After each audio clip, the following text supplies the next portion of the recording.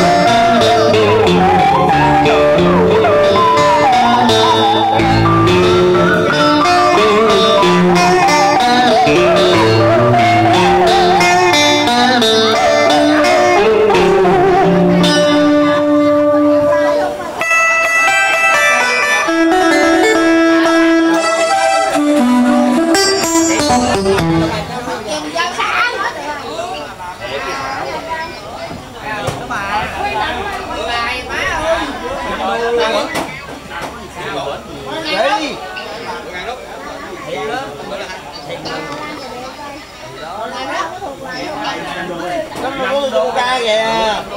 Mo. Cho nó nhạc nó cho, đừng lấy khăn thôi. Anh lấy con cây hai lại, cây bài rồi. Lấy ra lúc rồi, lấy ra. Một cái nhà cho bóng like và chia sẻ cho ai làm ơn.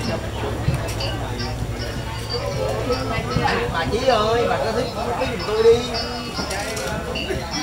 Chơi trẻ mà nhắc vào đây. Đi bà luôn à.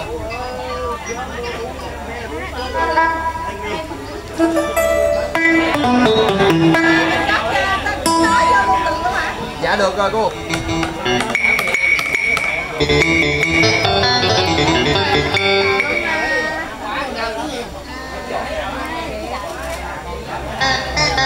Có tiếng mày mà.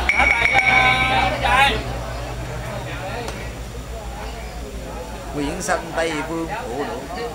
Không đáp mình đi là chắc lắm.